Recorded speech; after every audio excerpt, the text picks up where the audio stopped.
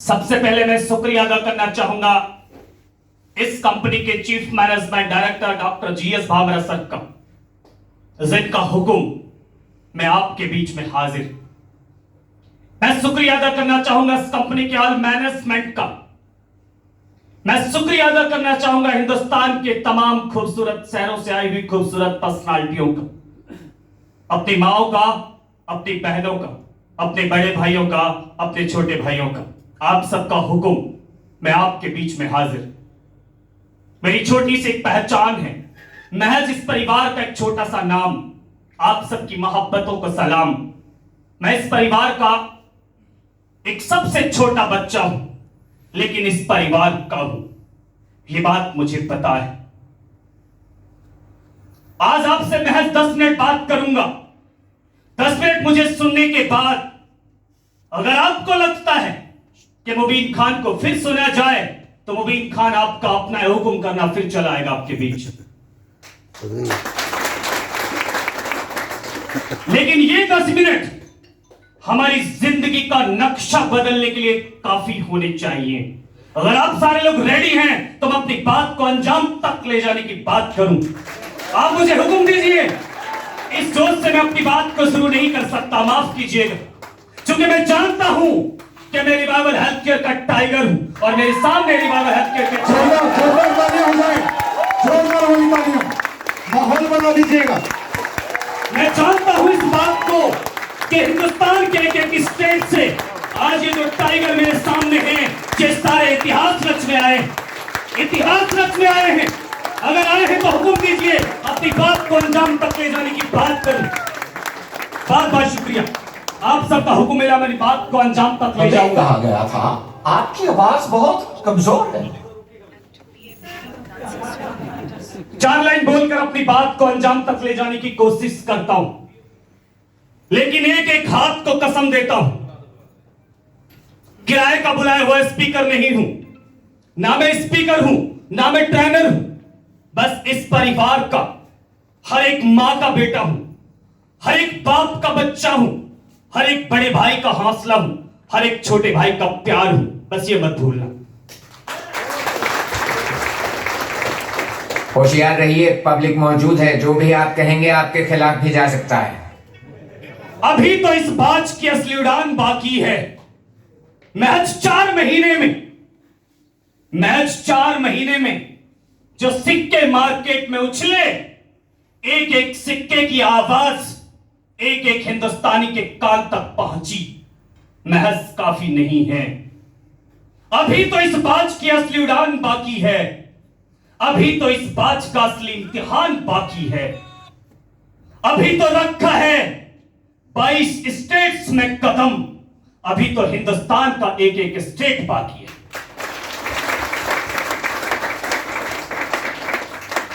हर इंसान के सामने आज परेशानी। अच्छा, इस तालियों से काम नहीं चलेगा।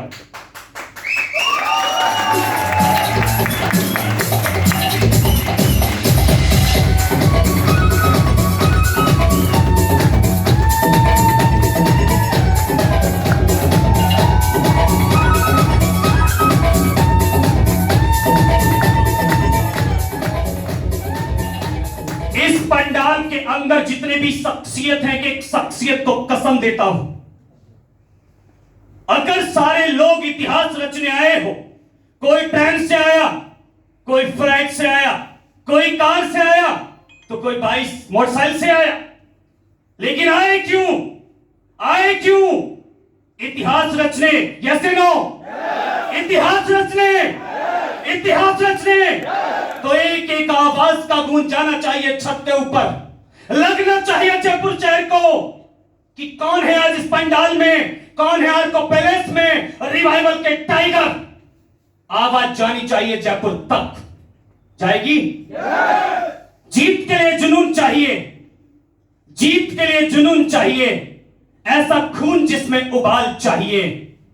ये आसमान भी आएगा जमीन पर, बस आप सबकी आवाज में जीत की गूंज चाहिए। लगना चाहिए मुझे कि मैं रिवाइवल के शेरों से बात कर रहा हूं, लगना चाहिए। आज की तारीख में हर एक इंसान बेबसी का शिकार है, परेशानी का शिकार है, मजबूरियों का शिकार है। हर इंसान के सामने परेशानियां हैं, ये मैं जानता हूं। लॉकडाउन जैसी स्थिति में, कोविड-19 जैसी स्थिति में एक एक मंजर को इन आंखों ने देखा है। पिछले 10 साल से डायरेक्ट सेलिंग इंडस्ट्री में होने के नाते एक एक चीज को समझने का काम किया। आज के हालात क्या हैं, यह बात मुझे आपको बताने की जरूरत नहीं है। एक मसीहा हमारे बीच में आया, जरूर एक चिराग हमारी आंखों में जला, लेकिन हालात किस कदर हमारी जिंदगी में हैं, किस कदर अपनी जगह बना चुके हैं, ये आप सारे लोग जानते हैं। ये बात मुझे आपको समझाने की जरूरत नहीं है।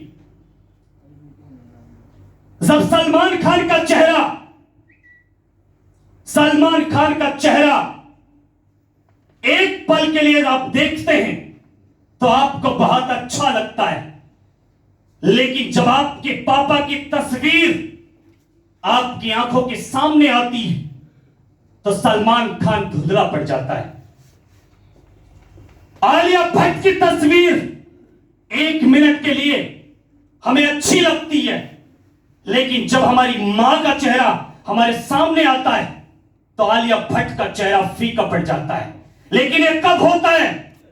ये उस वक्त होता है जब कोई आपको रियलाइज कराता है, कोई ट्रेनर, कोई मोटिवेशनल स्पीकर आपके बीच में होता है, रियलाइज कराता है, उस वक्त आपको ऐसा महसूस होता है। उसके बाद ये सारी बातें हवा में चली जाती हैं। ऐसा नहीं है साहब कि इंसान अपनी जिंदगी में सफल नहीं होना चाहता। इस दुनिया में ऐसा कोई भी इंसान नहीं जो अपनी जिंदगी में कामयाब नहीं होना चाहता, लेकिन परेशानी कहां है? वो अपने रास्तों से भटक जाता है, गलत दिशा में जाके काम करता है, गलत एडवाइस के चक्कर में आकर अपने हाथ में आई हुई सक्सेस को छोड़ देता है। अंजाम बेरोजगारी का सर्टिफिकेट हम सबके हाथ में आ जाता है। इस प्रोग्राम में आने के पीछे एक बहुत बड़ा मकसद है। अगर आप सारे लोग ये चाहते हो कि हम अपने जीवन में सफल होना चाहते हैं, कामयाब होना चाहते हैं, तो एक एक हाथ मुझे हवा में उड़ते हुए देखना है। एक एक हाथ अपने खुद के लिए तालियां बजाओ।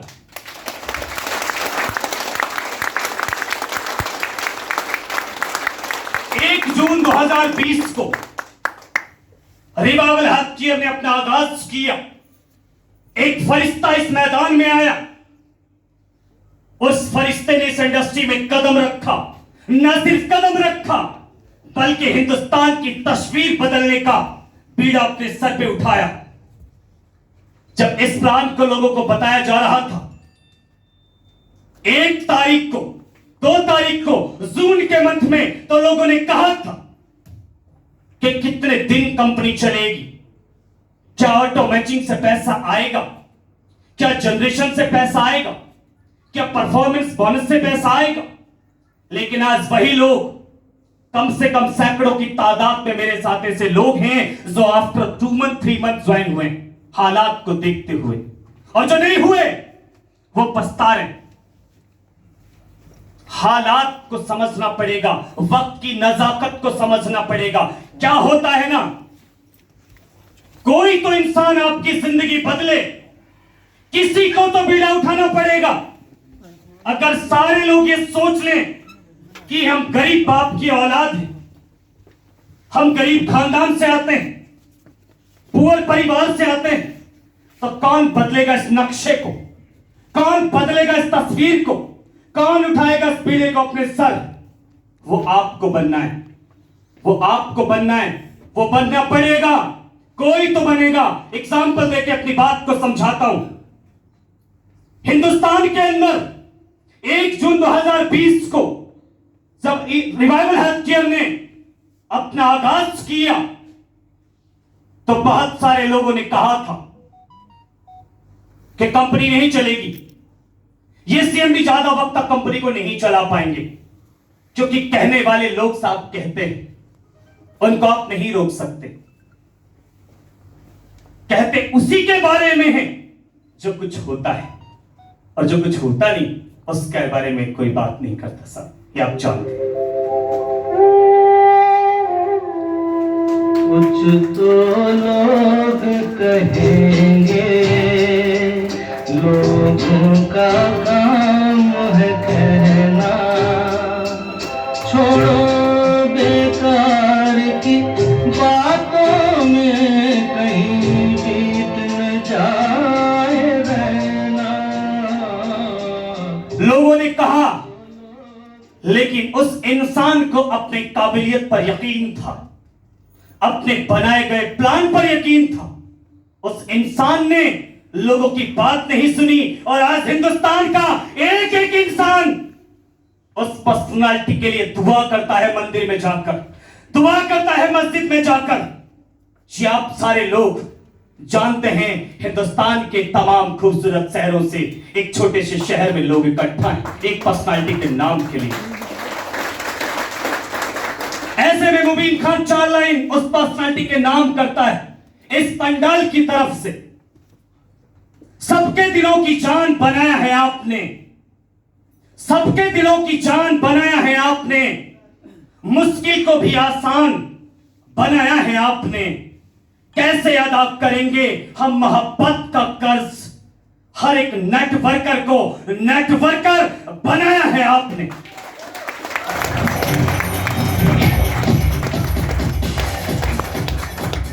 किसी ना किसी को तो ये स्टार्ट करना पड़ेगा साहब। एग्जाम्पल देता हूं मैं एक खूबसूरत साहब को, अपनी बात को समझाने की कोशिश करता हूं।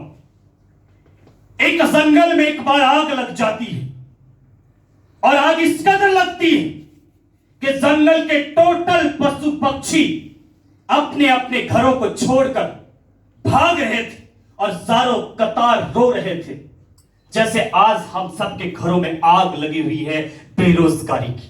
हर एक इंसान परेशान है कि करूं तो करूं क्या, करना चाहता है लेकिन सिस्टम ओरिजिनल नहीं मिलता। सिस्टम ओरिजिनल मिलता है तो अपलाइन अच्छे नहीं मिलते, अपलाइन अच्छी मिलती है तो रातों रात बॉस गायब हो जाते हैं। कहीं ना कहीं तो प्रॉब्लम है साहब। लेकिन आज आपके पास सारी चीजें मौजूद हैं। कंपनी का सिस्टम आपके सामने खड़ा है, कंपनी के बॉस आपके सामने खड़े हैं, कंपनी का प्लान आपके सामने, कंपनी का प्रोडक्ट आपके सामने, कंपनी का एक एक लीडर आपके सामने। जंगल में आग इस कदर लगी कि टोटल पशु पक्षी अपने अपने घरों को छोड़कर भाग रहे थे और चारों कतार रो रहे थे। सबकी आंखों में बहुत सारे आंसू थे क्योंकि सबके घर जल रहे हैं।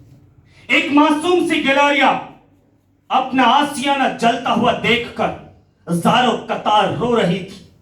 उसकी आंखों में बहुत सारे आंसू थे।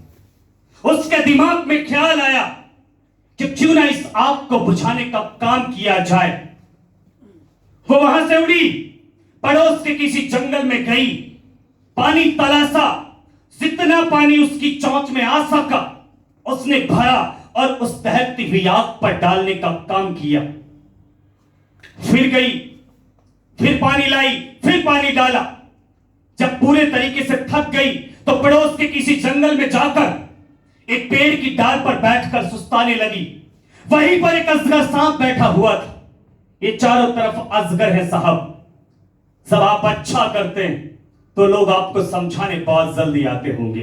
इस दुनिया के अंदर मोटिवेट करने वाले लोग आपको बहुत कम मिलेंगे, लेकिन डीमोटिवेट करने वाले लोग आपको हर चौराहे पे मिल जाएंगे। अजगर सांप ने कहा कि अरे गिलहरिया, जब आपको ये बात बहुत अच्छे से पता है कि आपके 2 बूंद पानी डालने से ये आग नहीं बुझ सकती, तो फिर इस आग पर पानी क्यों डाला?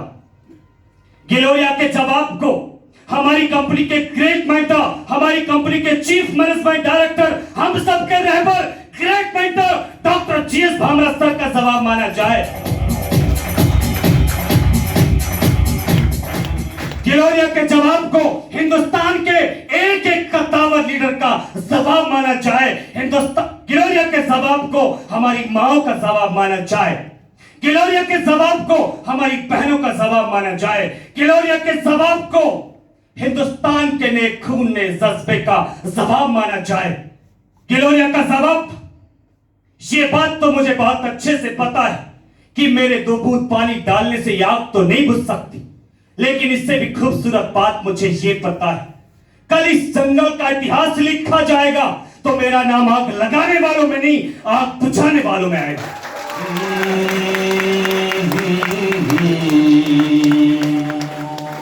मंजिलें मिलती है उनको जिनके सपनों में जान होती है। पंख से कुछ नहीं होता, हौसलों से उड़ान हो